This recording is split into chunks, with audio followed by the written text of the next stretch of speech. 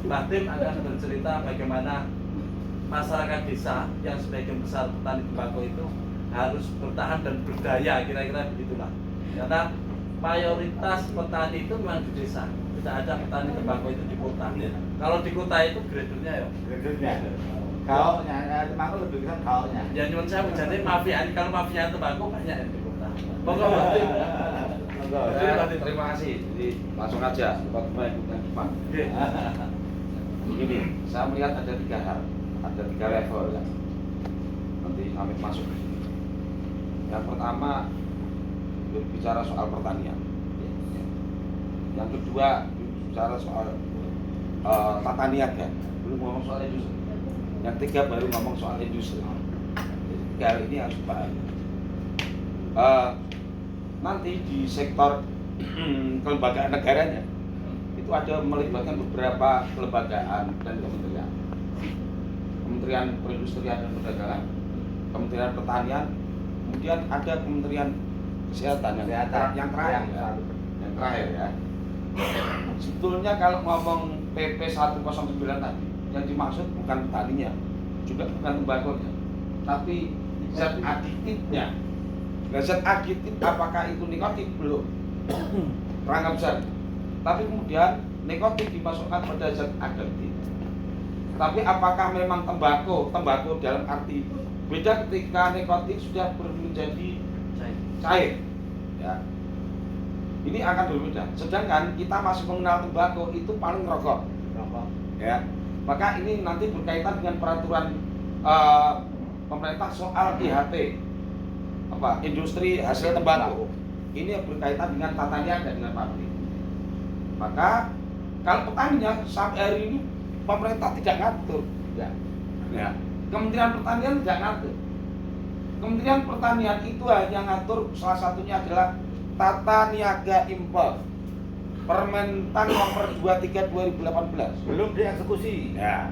Itu tapi sudah jalan ke depan. Ya, sudah meraih. Termasuk RUU Mas Hasan. Ya. RUU itu kan sampai hari ini belum. Belum nunggu Caimin jadi presiden.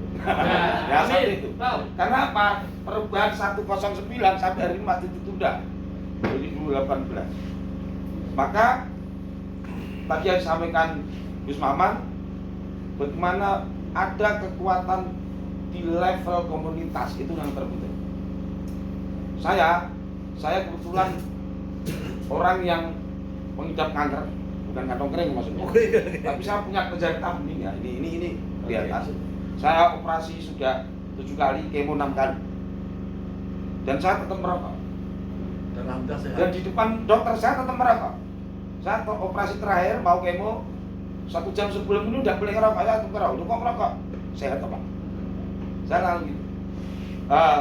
Ini bentuk-bentuk perlawanan budaya karena memang kebetulan, dan kalau berkait dengan buku ini masih terlalu luas ya. Memang ini menjadi luas. Makro. Ya, makro.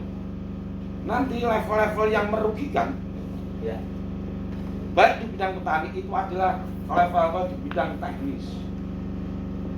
Saya sama dengan Pak El. Saya jam 10 besok harus ke Kementan. Sampai hari ini saya belum anu tiket. Akhirnya tadi masuk ke sini saya geser. Saya mau ketemu besok ke kita untuk tanggal Selasa. Jangan besok, saya bisa baru ketemu petani tembakau saya.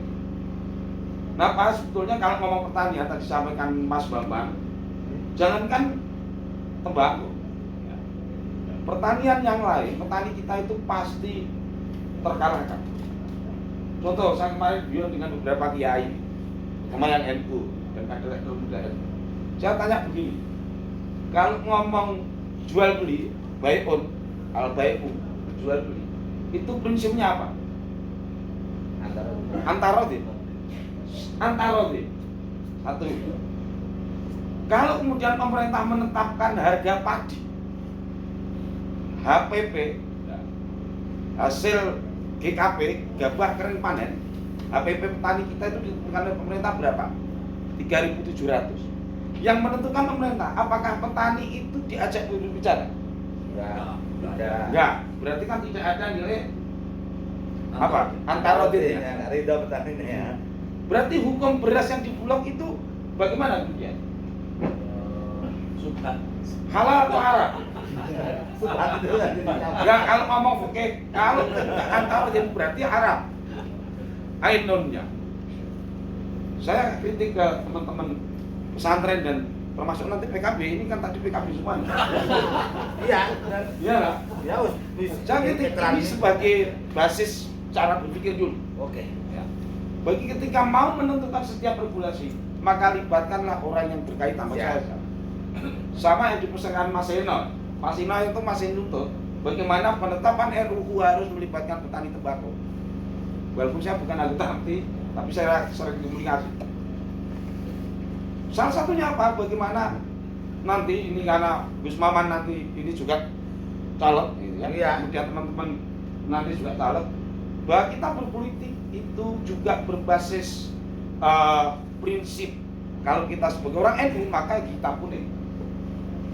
Jadi ketika kita menentukan regulasi, menentukan aturan, itu harus berbasis pada apa?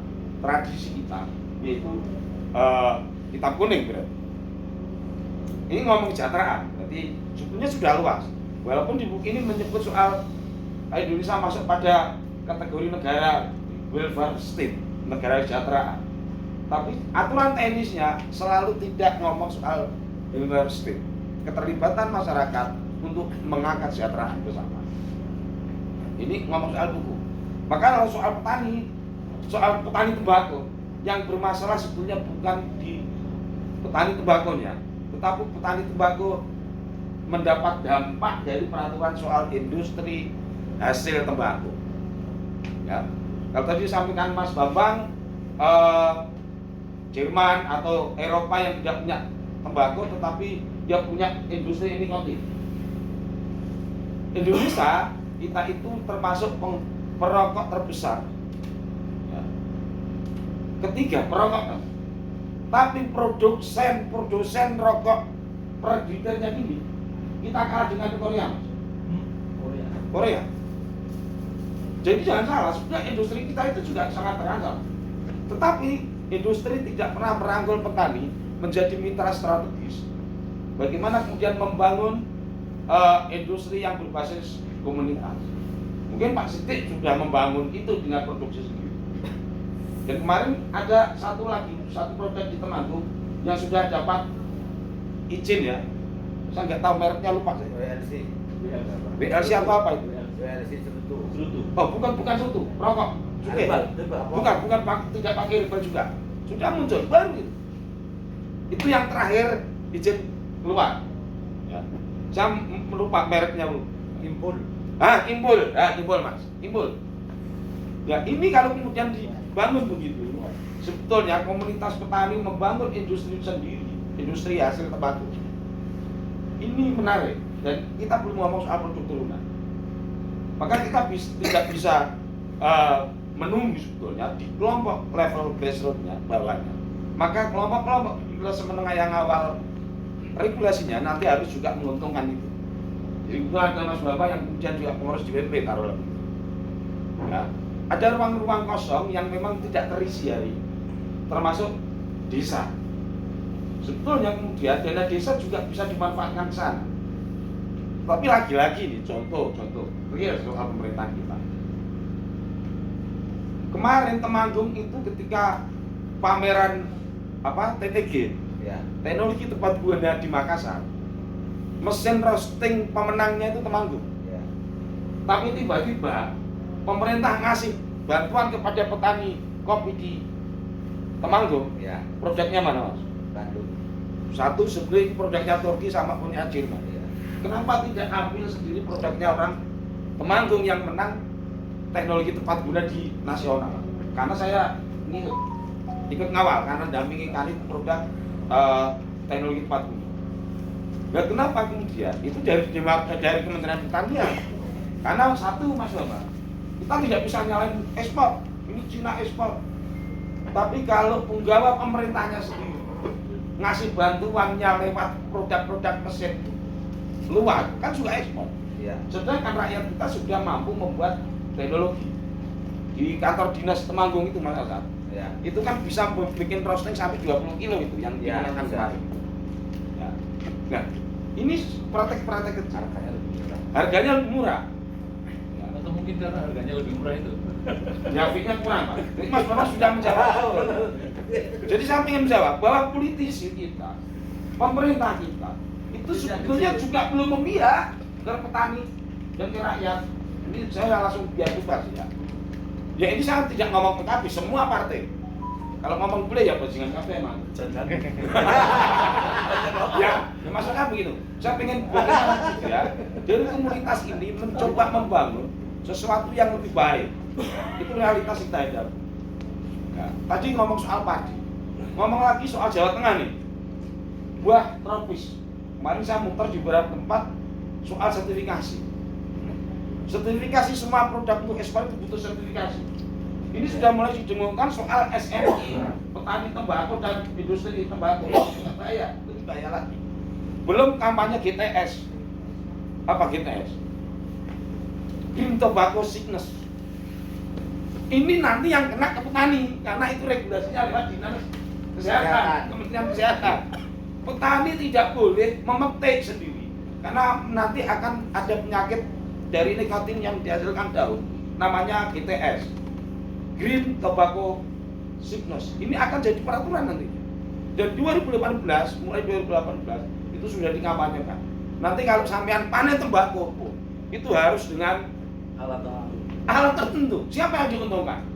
Pabrik. Maksud saya begitu ya. Jadi maksud saya. Tapi hari ini apakah petani kita ketika panen dengan tangan kosong itu punya penyakit GTS? Malah sehat. Ya pertanyaannya ke sana. Maksud saya ini tantangan kita bersama. Bukan kalau di sini berarti yang ngumpul. Ini calon-calon yang baik maksudnya. Amin ya. Amin ya. Kata Gus Yusuf caleg soleh. Calon yang baik. Ancaman. Nah, ini aturan yang langsung mengancam kepada petani tembakau. Green Tobacco Sickness nanti akan diterapkan. Ini nanti Bapak tidak boleh manen metik dewe itu nggak boleh. Itu berbahaya. Karena itu sampai jadi peraturan. Ya maksud saya kemudian bagaimana teman-teman yang di partai kemudian di komunitas-komunitas mencoba mengawal bagaimana peraturan harus menguntungkan rakyat kecil. Selama ini peraturan atau regulasi atau undang-undang dan peraturan sampai turunannya kadang kita masih menemukan antara peraturan menteri dengan SK Dirjen itu bisa betulkan. Ya Mas Bang paham kan? Restoran. Ya. Ini tadi padi, penentuannya tidak melibatkan petani. Yang kedua, kedelai. Kedelai kita itu ekspor hampir 2 juta ton. Impor. Sekarang ini presiden ngamuk-ngamuk karena benih kedelai ini kurang. Kemudian ada peraturan menteri soal kawasan pertanian kedelai. Dulu Jawa Tengah ada 11 kabupaten. Sekarang tinggal berapa? 7 kabupaten. Kedelai impor. Nah, ini salah satunya apa? Untuk menguntungkan importir dan negara yang mengekspor. Termasuk tembakau, sebetulnya ke sana target goalnya. Ya. Bukan soal petaninya, tetapi ke industri dan tata niaga. Maka ada 3 hal. Bagaimana regulasi kemudian tata niaga, ya. Ini petani juga harus memahami. Dan saya kira petani tidak memahami tetapi tidak perlu praktek. Maka itu komunitas-komunitas, anak-anak muda yang punya sense of belonging membangun tata niaga tersendiri lewat komunitas tadi. Bangun pabrik sendiri. Ya tetap SKT kan. Kalau SKT kan lebih ini bisa. Kita tidak perlu mesin. Mas Bambang tadi kan cek nih Mas. Hari ini yang kena rasis itu pasti Cina. Tapi yang paling diuntungkan siapa? Cina. Korea, Mak. Korea. Karena Korea tidak pernah kena isu rasis. Ada anti Korea? Nggak ada. Ya, malah sekarang kita mencintai Korea nih, anak-anak muda. Tapi yang ngomong pertanian, yang banyak sewa tanah di kita itu bukan Cina, tapi siapa? Korea. Dan penghasil produk rokok itu Korea. Indonesia kalah produknya itu per tahunnya. Walaupun perokok terbesar ketiga di dunia itu Indonesia. Pertama Cina, kedua India. Iya. Ya. Tetapi produsen jangan membayangkan bahwa wah tembakaunya besar, jadi produksi rokoknya paling besar. Tidak. termasuk kemudian BPCHT bagi hasil cukai tembakau. Kabupaten Semarang dengan Solotigo itu lebih besar Solotigo. Kenapa? Petaninya di Kabupaten Semarang. Kenapa? Karena pengkonsumen rokok itu lebih besar di Solotigo, distributornya maksudnya. Merokoknya tetap, tapi yang dihitung cukai itu yang mengeluarkan. Bukan petaninya, tapi konsumennya. Artinya yang kena pajak itu bukan ya konsumennya yang bayar pajak. Nah, tata niaga inilah yang tidak menguntungkan industri tembakonya di soal tengah ini ya. Bukan di hulunya rugi ya. Karena petaninya selalu rugi. Hilirnya yang rokok anaknya petani yang di kota juga rugi karena yang bayar juga anaknya petani. Yang untung siapa? Yang tengah. Inilah yang kemudian harus kita bangun. Maka ngomong soal visioningnya Cak Imin, maka Cak Imin nanti sebagai calon presiden dan unggonya ini harus membangun ya, bagaimana kelompok menengah ini harus diambil,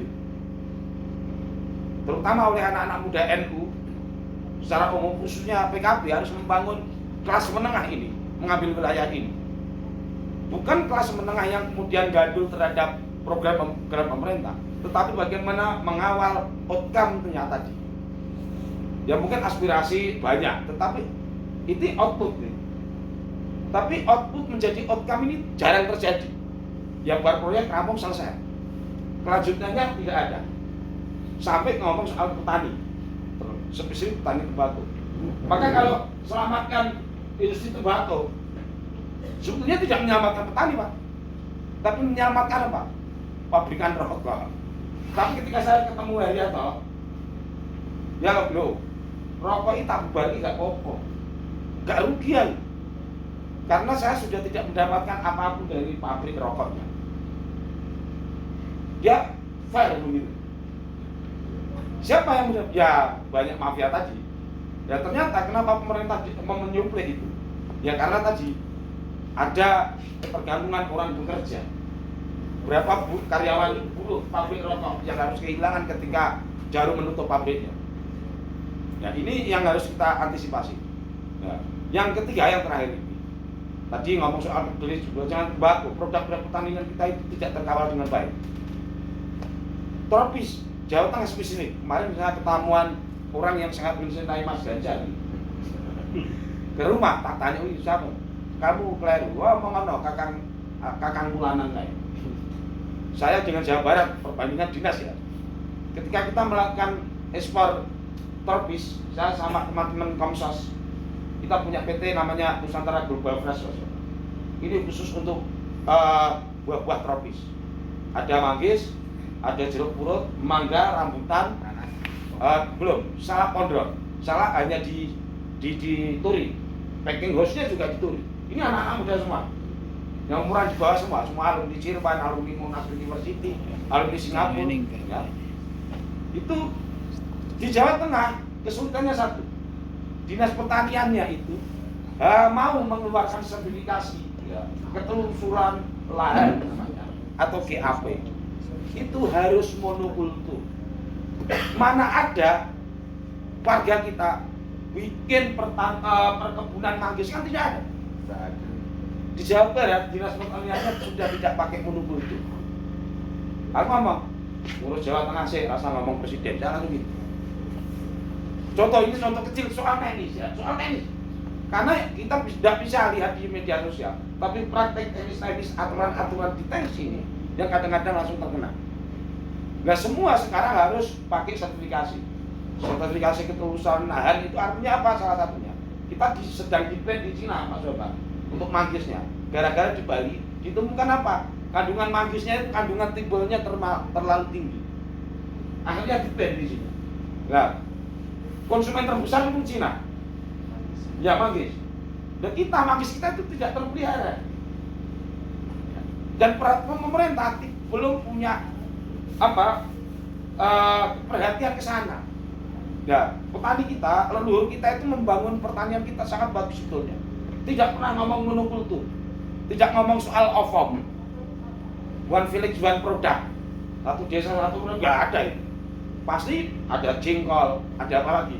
pete, anak klopo, ono rambutan kan, ono manggis, nongko. Jadi tiap tahun dia bisa panen. Ini gaya survive tadi yang disampaikan Mas Bambang dan Mas Hasan ngomong Cak Imin ketika ngomong soal yang bertahan yang kecil. Ya, karena yang kecil sudah mampu memahami ritme itu. Soal manggis saja, produsen terbesar ketiga itu di Indonesia. Tetapi untuk ekspor terbesar kita kalah dengan Thailand. Kenapa? Ya tadi tidak ada pendampingan, tidak ada aturan yang menguntungkan kepada petani oleh pemerintah. Dan saya mohon memang kemarin ketika menyusun ini, dorong nanti sampai ke teknis. Tadi sampai di bawah bagaimana membangun kesejahteraan Indonesia ke depan ini, visioningnya Cak Imin. Tanpa ada pengawalan teknis, maka tidak akan terjadi, termasuk soal tembakau. Maka menarik kalau sudah dimulai ada industri, mungkin tadi Pak Ellen itu ya, melakukan industri produk dengan rokok defense-nya, mungkin ada hal yang lain yang harus kita lawan. Salah satunya adalah image yang dibangun. Nah, kemudian 109 juga membatasi kita kawasan anti tanpa asap. Ya. Ini juga berbahaya. Ya. Maka kemudian Dinas Temanggung, Bupati Temanggung bisa menolak karena memang sebenarnya yang diatur itu ada apa? Provinsi atau kabupaten yang memang tidak punya tembakau. Jadi kalau Kabupaten Temanggung kok dinasnya pakai aturan itu nggak pas. Ya, maksud, karena itu yang diatur di 17 provinsi dan beberapa kabupaten dan kota yang memang tidak ada petani tembakonya. Ya, ya, maksudnya itu ya. Jadi sebetulnya ke sana, bukan semua diatur ke sana. Ya kita lihat tiba-tiba kampus dimasuki ke sana. Kemarin kenduri tembakunya Jarum ya, kalau saya ngawal teman-teman FIP Undip, gitu kan, malah teman-teman YIN yang anaknya orang NU malah menolak itu, kan aneh, orang Queen, nggak berani karena ini anti rokok, aduh bahaya. Akhirnya teman-teman Undip yang ambil, ya. Makno BM malah anak-anak kami, ya itu harus duitnya Pak, ya mereka paham itu, ya ini yang memang ya kocok-kocok sing NU terlalu polos. Jadi tidak bisa begitu. Ya, terangati nama duitnya. Dosen itu termasuk dosennya Undip oleh lumayan ini Mbak. Lah apa? Ya sak forum oleh 100 juta. Ulang kan oleh sakmono. Ya. Jadi dia muter sampai ke Surabaya, saya ke Bali dengan kenduri tembakau di kampus itu. Jadi kita lakukan itu semua. Ya. Saya kira itu nanti bisa kita perbincangkan, mungkin tidak hanya hari ini. Kaitannya dengan desa saya belum bisa mengupas lebih luas karena dia ini baru lebih global ya. Saya kira nanti kalau Pak Gus Maman ini nanti berlanjut untuk lebih semisal ke sana. Yes. Saya kira itu. Terima kasih. Aplaus untuk Batin. Untuk Batin yang bisa kami garis bawahi adalah tentang kebijakan dari pemerintah memang harus berpihak kepada masyarakat khususnya petani tembakau. Karena selama ini kebijakannya memang tidak berpihak, lebih berpihak kepada WHO atau orang-orang besar. Selanjutnya sebelum kita tutup, saya mohon Pak Sidik cerita tentang suka dukanya di Bakon, Pak. Sebagai background, Pak Sidik ini dulu pernah menjadi pegawai pajak, jadi tahu seluk-beluk di pajak. Nah, saya tambah ini. Saya pengen juga mendorong. Kebetulan saya lebih senang kalau saya kebetulan ketua LPNU PB provinsi. Kalau memang kita mau bikin pabrik rokok, kita siapkan. Tapi harus pakai nama PBNU. Oke. Nanti siap. LPNU yang awal, saya nanti ke provinsi sampai ke Jakarta tak kawal. Siap. Oke.